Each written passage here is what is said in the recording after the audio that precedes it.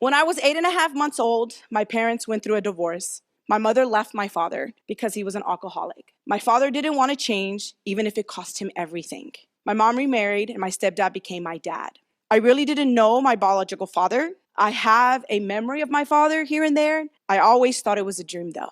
I met my father for the first time, and I can remember when I was 8 years old. I didn't meet him in the normal circumstances, like everybody should meet their father. I met him at his funeral. I can remember walking up to the casket, seeing my father for the first time, seeing him laying there with marks and bruises all over his body. I remember just clinging to his casket, realizing that I would never truly know him or have a relationship with him. I felt, even though I didn't know him, that a piece of me was gone forever. So at the age of 8, I decided to do things differently for my children. I went back home after the funeral. I remember being the lost little 8-year-old girl grieving, knowing that I would never get to be daddy's little girl or someone's princess. I remember having nightmares and experiencing some things that I never experienced before. I remember shutting down and going to counseling. I believe this is the first time I ever experienced depression. While dealing with the passing of my father, I had to deal with being abused by my stepbrother. At night, while I was trying to sleep, my stepbrother would come into my room and do things no 8-year-old child should ever have to experience. I remember how lost I felt. In the moments and wondering why me, I was angry with the world. How am I going to tell my parents? The anger and feelings took a toll on me throughout elementary. Years passed, and I remember being 11 years old and abuse started again, so I got the courage to tell my mom.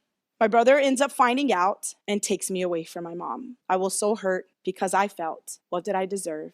To not only have my family in my life, but now I'm losing my mom too. The anger and the feelings took a toll on me throughout elementary. So now I'm dealing with losing my biological father, my father not loving me enough to stop drinking, being sexually abused by a stepbrother, and being taken away from my mother. I was really, really angry with everyone. I was a lost 11, 12-year-old girl. The enemy played a broken record in my mind that I was better alone. If I'm alone, no one can hurt me. Why would you forgive those who hurt you? That's all they do, right? The people that were supposed to love you the most, to protect you, were the ones that were hurting you the most. So why not be alone? It's better off. For so many years, I can remember that I was so angry. When it came up to my mom, I blamed her for everything I had gone through, and I wanted to keep her arm's length because in my mind, if I kept her arm's length, I was protecting myself and I couldn't get hurt anymore. It wasn't until God intervened, and I'm so thankful that he did. You see, in my mind, the enemy played the hurt over and over and over. So when I saw my mom, I saw my past. It took me to that broken little girl. And some of you in here, the enemy has done the same to you over and over and over like a broken record. You're better alone because if you don't, these people are going to hurt you. So you put up a wall. You protect yourself. You hold on to the emptiness and to the hurt. It's better to be alone. It wasn't until God used my mother to help my family through a very difficult time. Our house got flooded and we didn't have anywhere else to go. The only person that opened her door was my mother. So my family moved into a 2-bedroom apartment with her. We lived in a 1-bedroom and she lived in the other. We were so crowded and I was so frustrated. I remember praying and asking God, what are you doing? Because this is crazy. How does a family of 4 live in 1 room with 1 bathroom? And I clearly heard him say, do you trust me? And then I responded, well, obviously, if I'm living in this 2-bedroom apartment with 6 people, I don't know about you, some of you might have a conversation like that with God. If you don't, it's okay. I will do it for you. I'm just joking. But I did. I was like, obviously, I'm here, right? I heard him clearly say, do you trust me? Do you all have conversations with God like that? He then said, I have a plan.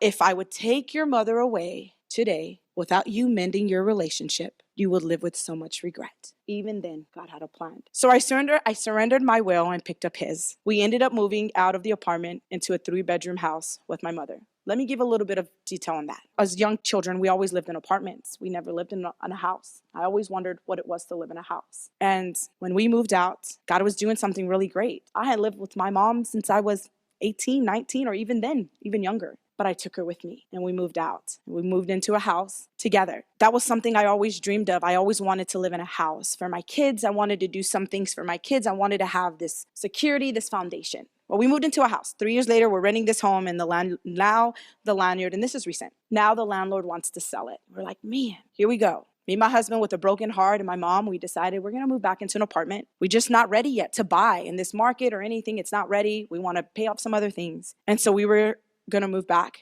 As we were praying yesterday and we were talking, my mom steps in and asks, what if I get the house and we continue living in this home that we are now? What if I get it under me and we just stay together? I would have never thought of that, right? You see, she got approved for that home, and we're currently in the process of buying that house.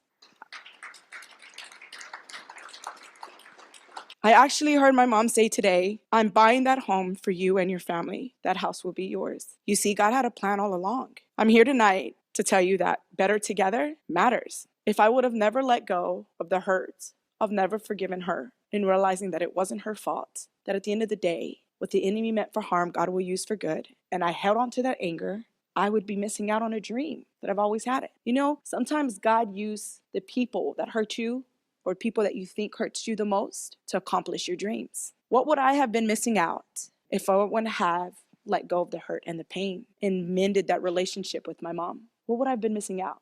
Not only would I have been missing out, God has also redeemed all of that. My kids will never know what it is to be one day in my shoes as a young kid. They got to experience a grandmother that I always wanted them to experience. So I would like you to meet my mom. Mom, come up here.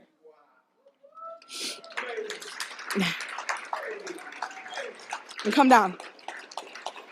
This is my amazing mom. And I'll tell you this, I am better because we're together, you know? Mom, I love you. I love you too.